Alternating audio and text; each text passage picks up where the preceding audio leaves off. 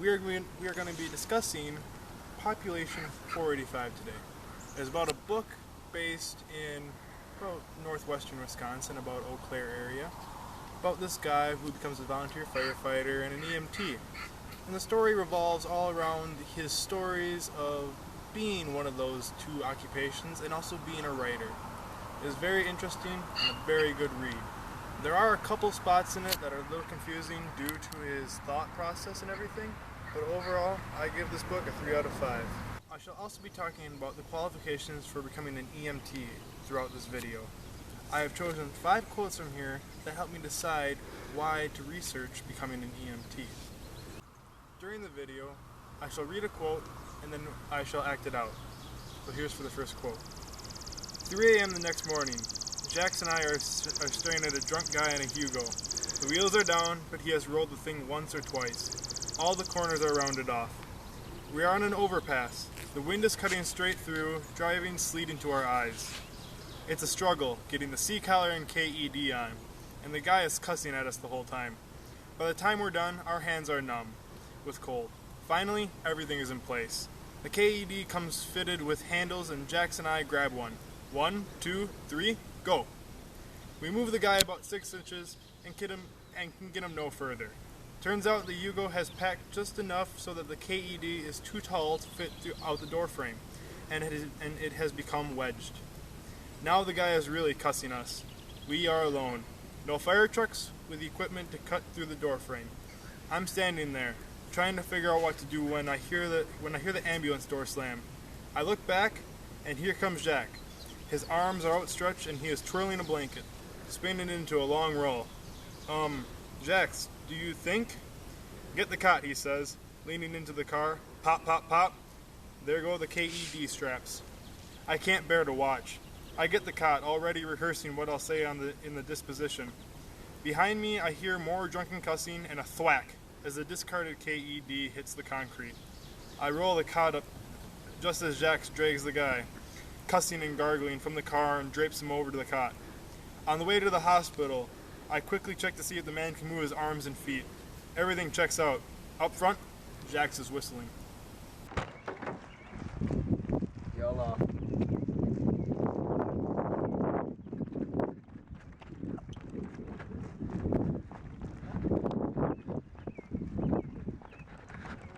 Oh God! Oh God!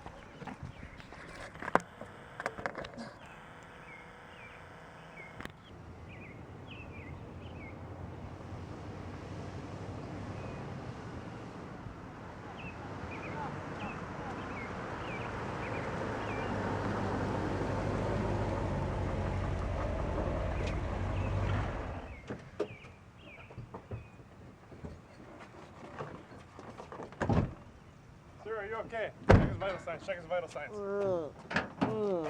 Check his vital signs. He's okay. It's okay. No. Stop. Sir. Hey. Sir. No. Sir, are you okay? Sir.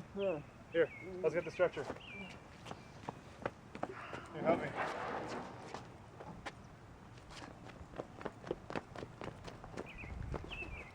What are you doing? Sir, Here, sir, here, No. sir, just sir, Here. sir. Here, make sure his neck doesn't move. Sir, don't move your neck. Sir, don't move this. Sir, stop moving it. Sir. Okay, ready? You got him stabilized? I got him stabilized. Okay, Oh God, you got this. it's a big boy. Okay. I don't think it's gonna fit. I don't think so either. Here. Okay, sir, don't move your neck. Sir, stop moving, please. Okay. Sir. I'm just gonna stabilize your neck right now, sir. I'm just gonna stabilize your neck. Stabilize.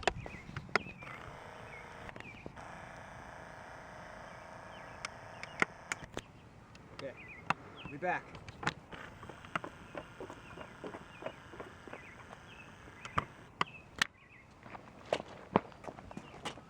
Ready?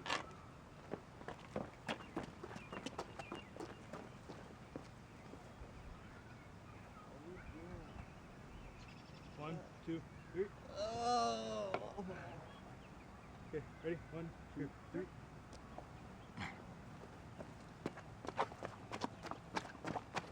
Your end up, your end up.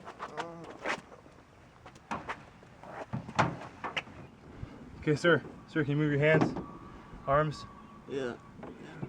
legs? Legs, can you move your legs, knees, knees? Check your pulse. Okay, everything checks out.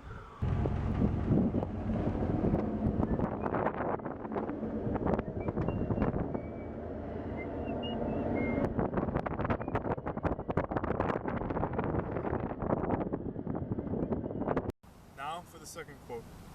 I remember being wound tight inside, scared and humming like a high line, but I also remember being thrilled that I wasn't panicked, and I could remember the cardiac arrest protocol, that I had no qualms about bringing my face near to that of a dead man. And so I gave him that big first breath. Trouble was, I forgot to touch the one-way valve to the mask, and on the exhale, the man blew a geyser of creamed corn in my face. I didn't puke.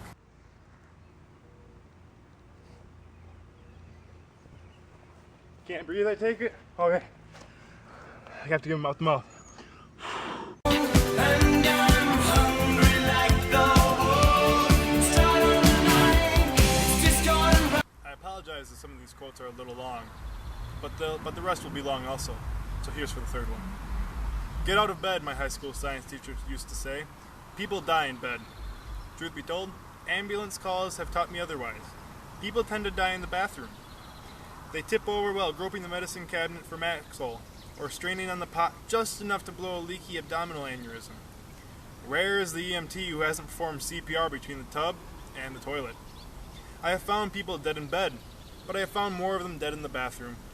I have also found them in the brush, in snowbanks, in cars, on the road, sitting upright in chairs, draped over the kitchen table.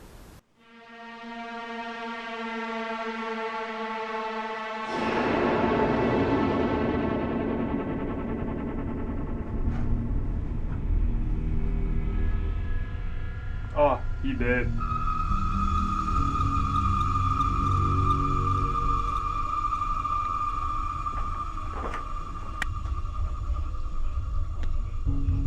Oh, he did.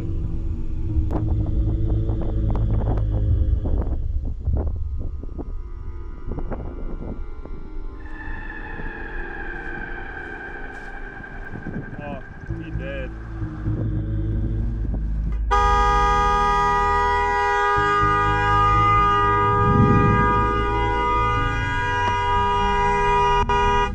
Oh, he did.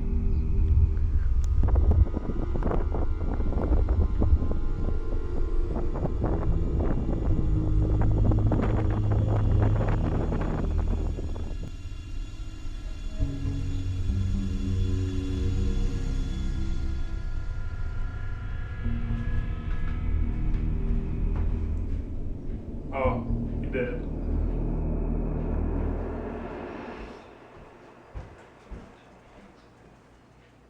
Oh, he did. The fourth quote will be a little bit shorter this time. Some departments have taken to softening their pages, starting quietly and gaining volume gradually.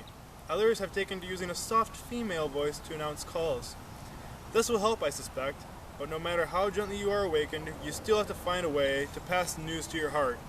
8 miles from here, someone has stopped breathing. They need you, now. Boom, right back to startled crap mode. Beep, beep, beep, beep, beep. Wake up! Wake up! Wake up!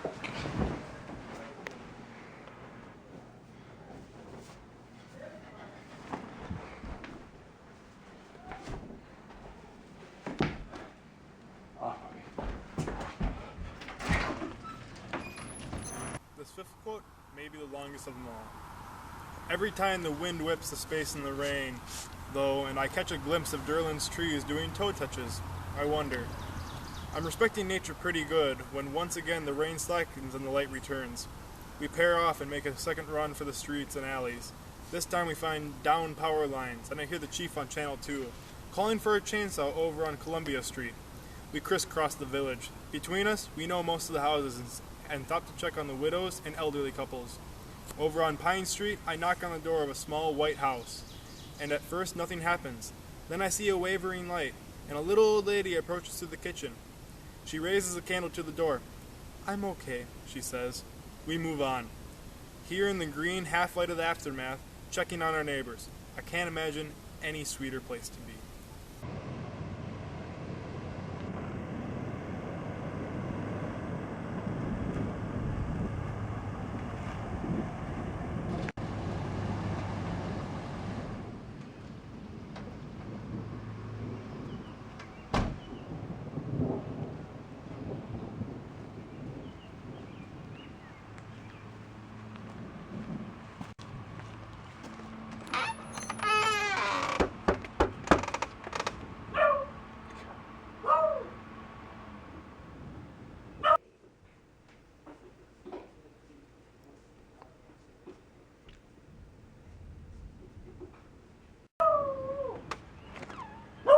Are you okay, ma'am? Yes, I'm fine. Okay. Thank you.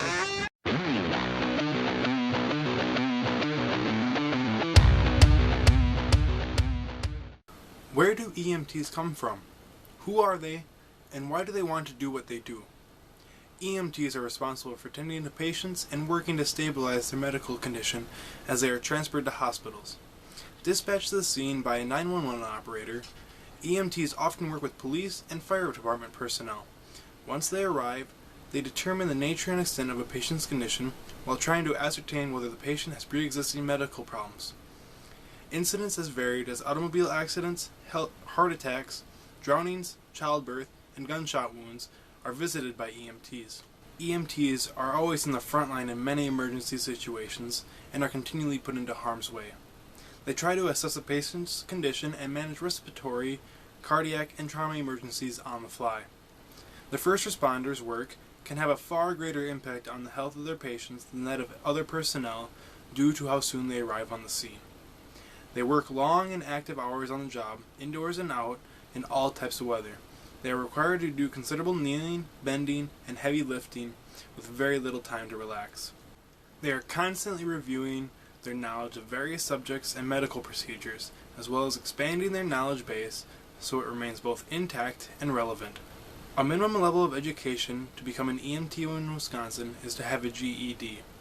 Many community colleges in Wisconsin provide the required 6-month EMT training. There, you learn how to use and maintain common emergency equipment such as backboards, suction devices, splints, oxygen delivery systems, and stretchers. Following the completion of the training courses, students complete a state practical and national written exam in order to become licensed. They are allowed 3 attempts to obtain a passing score of at least 70% in order to become licensed. All students must start out by completing either a first responder or an EMT basic course. After becoming an EMT, students are then eligible to enroll in any of the advanced levels of training from intermediate technician to paramedic. 3 levels of EMT are recognized in Wisconsin: EMT Basic, EMT Intermediate, and EMT Paramedic. EMT Basic is trained to care for the patients at the scene of an accident while transporting patients by ambulance to the hospital under medical direction. EMT Intermediate and Paramedic have more advanced training that allows the administration of intravenous fluids, the use of manual defibrillators to give life-saving shocks to stopped hearts, and the application of advanced airway techniques and equipment to assist patients experiencing respiratory emergency. To maintain certification, EMTs must register usually every 2 years. It does not matter whether the EMT or first responder will operate as a volunteer or as a paid, full-time provider. The training and certification is the same for all EMTs, regardless of the work they will perform. There are no separate licenses for volunteers or for full-time providers. Every first responder, EMT, and paramedic in Wisconsin and across the United States is trained in the same standards and must pass the exact same examination to become licensed. Urban areas have a full-time ambulance service, provide a wide array of benefits, and have buildings that look like they belong to healthcare providers. Contrast that with rural ambulance services, which are more likely to be volunteered, provide no benefits, and operate out of buildings that would be condemned in urban areas as uninhabitable. The United States has recognized and even well documented the issues surrounding recruitment of healthcare providers to rural areas. Unfortunately, healthcare providers in this context exclude ambulance services. EMTs and paramedics are not eligible under any of the federal programs. Projects are in the making that would marry the emergency service role of ambulance personnel with the public health role of other healthcare workers to meet the variety of needs of rural residents and visitors. These projects are geared toward mixing ambulance and public health work with ambulance and healthcare reimbursement, a step short of a national health financing mechanism. They may allow ambulance personnel to be reimbursed under other parts of the U.S. health financing mechanism, such as home health, disease management, critical access hospital, and rural health clinic funding streams. Thank you for staying tuned to watch In the Book with Ethan Sweeney.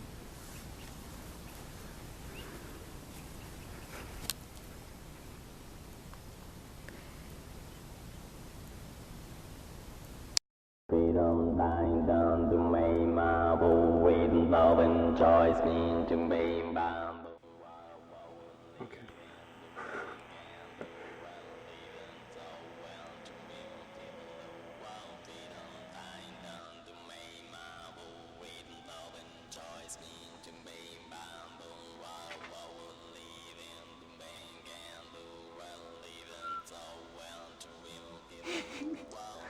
Ethan! Ethan, where whistle. are you? Okay, go for it. Ready? Ouch! Charlie.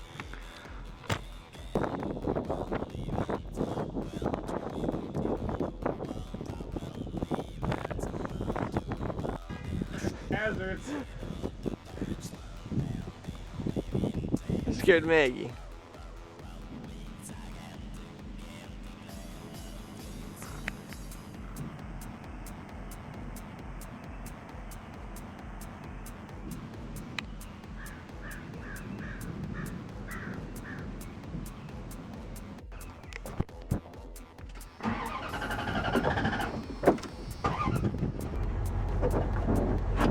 Tell me when I can go.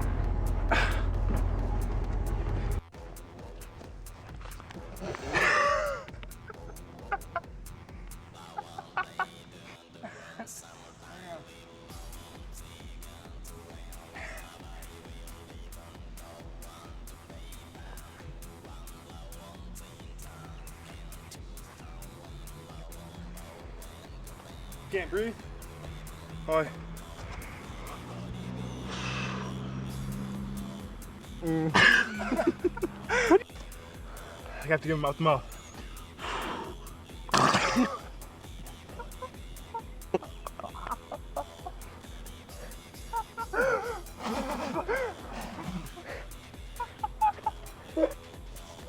Throughout the quotes, I shall read them. This fifth quote may be the longest of them all. Every time the wind whips this, we're gonna have to do this. Your end up, your end up.